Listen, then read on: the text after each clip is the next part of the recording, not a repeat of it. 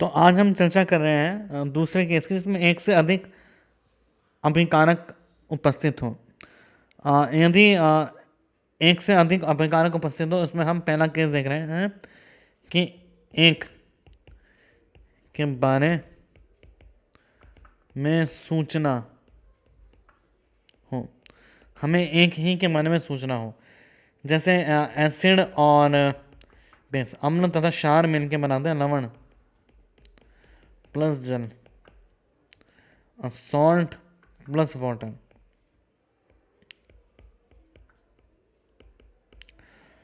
तो कुछ उदाहरण के तौर पे समझते हैं हम कुछ एग्जाम्पल्स, जिसमें NaOH की रिएक्शन हमने कराई HCl के साथ।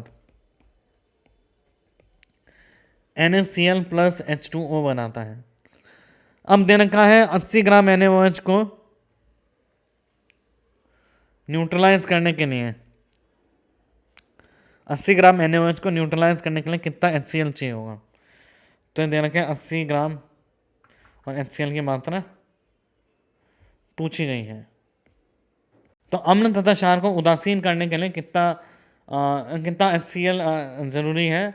80 ग्राम अम्ल को क्षार को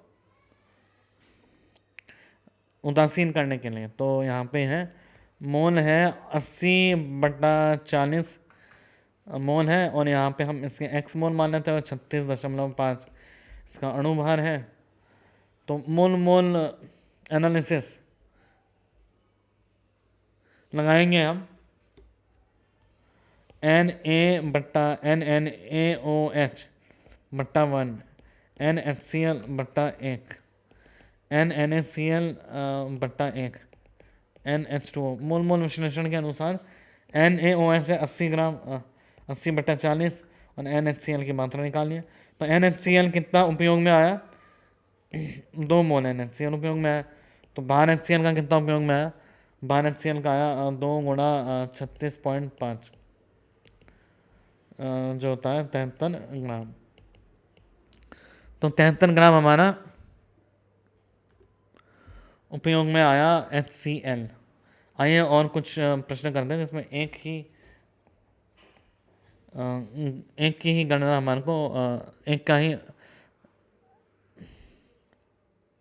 बारे में हमारे को मान दिया गया हो। वापस से क्वेश्चन है 11.2 ग्राम KOH को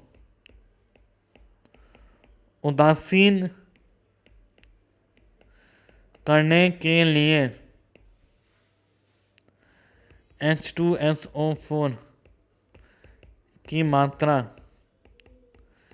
ग्राम में ज्ञात कीजिए।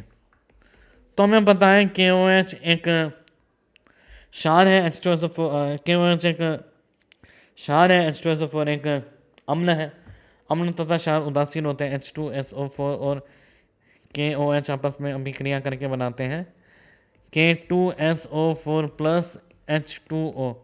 तो 2 H2 हो जाएगा या 2 KOH हो जाएगा। अगर हम इसको संतुलित करेंगे तो यहाँ 2 KOH आएगा, क्योंकि इधर 2 K है हमारे पास। तो यहाँ पे इसका मोल होगा 11.2 KOH का दे रखा है भार 11.2 और बटा इसका अणुभार होता है KOH का 56, तो इसका मोल हो जाएगा 1/5। तो वापस से हम लिखेंगे NH2SO4/1 NKOH/2। तो NH2SO4 कितना हो गया, NKOH/1/5/2, तो जाएगा 1/10। तो भार H2SO4 का आएगा 1/10 गुणा 98, तो आ जाएगा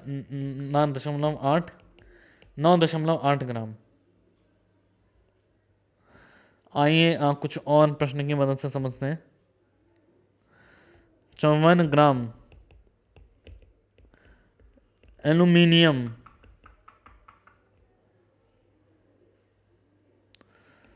को पूर्ण रूप से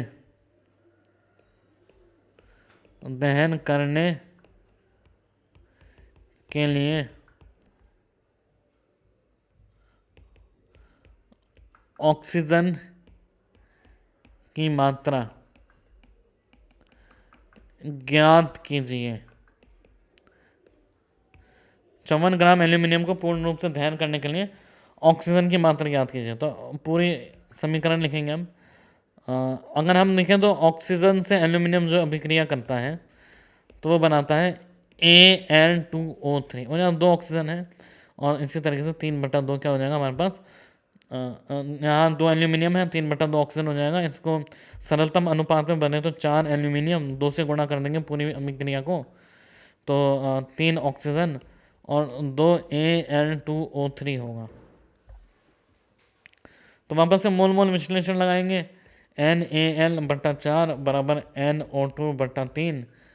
तो क्या हो जाएगा NaL, एल्यूमिनियम का मोल हो जाएंगे, NaL होगा 54 एल्यूमिनियम का भार 27, तो हो जाएगा 2।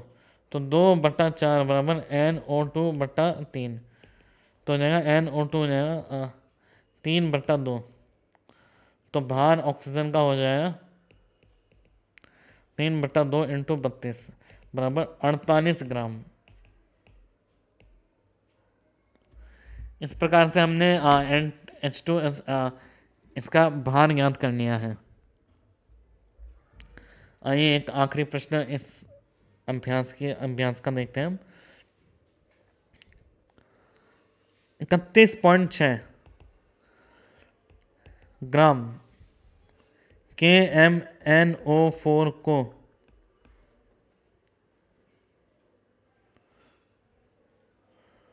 पूर्णतया अभिक्रिया करने के लिए उपयोग में लाया गया ऑक्जेलिक अम्ल की मात्रा ज्ञात कीजिए। 31.6 ग्राम KMnO4 के ऑक्जेलिक अम्ल से अभिक्रिया करते हैं। तो आइए इसको समझते हैं कैसे अभिक्रिया होती है। ऑक्जेलिक अम्ल होता है H2C2O4। ऑक्जेलिक अम्ल ऐसे होता है COOH, तो H2C2O4। तो ये होता है ऑक्सीकारक। अभी ऑक्सीकारक और अपचायक क्या होता है इसकी परिभाषा हम अगले अध्याय में देखेंगे। तो ऑक्सीकारक, इसका ऑक्सीकरण करने का CO2 में बदल जाएगा और KMnO4 बदल जाएगा Mn+2 में। तो पूरी की पूरी अभिक्रिया अगर हम लिखते हैं तो आता है KMnO4 प्लस 5 H2C2O4, ये हमें देगा 2 MnO plus K2O plus 10 CO2 plus 5 H2O। ये हमारे पास बैलेंस्ड केमिकल इक्वेशन। तो अब हमारे को दिया गया 31.6 ग्राम KMnO4। तो इसका भार मोल कितना होगा KMnO4 का, 31.6 बट्टा 158, ये हो जाएगा 1/5। तो NKMnO4/1 NH2C2O4/5, तो यहाँ 1/5 बराबर NH2C2O4/5।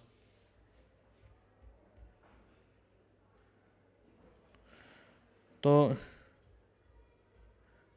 KMnO4 2 होगा, यहाँ 2 KMnO4 होगा और यहाँ 2 आएगा, और इधर भी 1/5/2 आएगा। तो भार होगा H2C2O4 का 45 ग्राम। मोल हो जाएगा, इसका मोल हो जाएगा 1/2। तो इस प्रकार से अगर एक ही अभिकर्मक दिया हुआ है तो हम किस प्रकार से गणना कर सकते हैं। अब